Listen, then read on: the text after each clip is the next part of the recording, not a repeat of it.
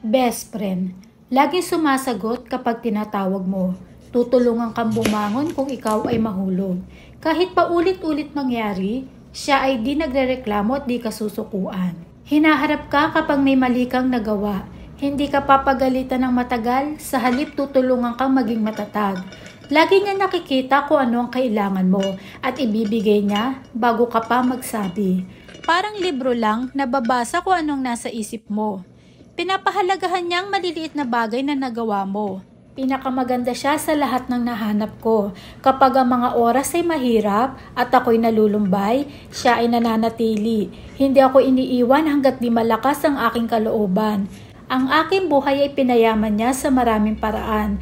Tulad ng malamig na simoy ng hangin sa mainit na araw, parang sinag ng araw na humihiwalay sa kumikinang na ulap.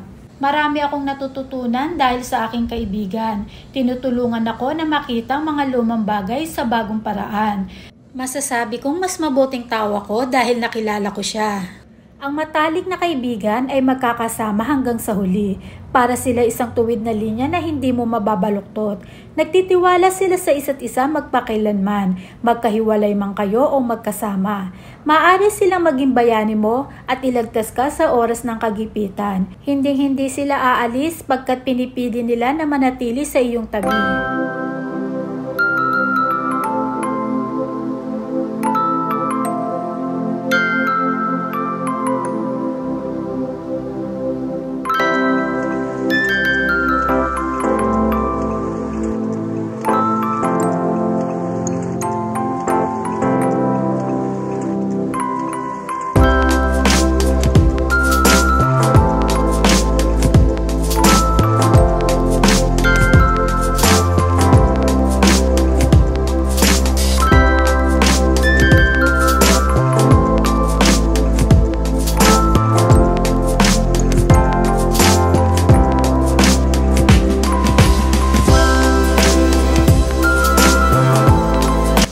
Mga igan, mahirap makakita ng best friend. Kaya kapag nakita nyo na at kasama nyo sila, huwag na natin silang pakawalan, pagkaingatan po natin sila. Yun lamang po't maraming salamat.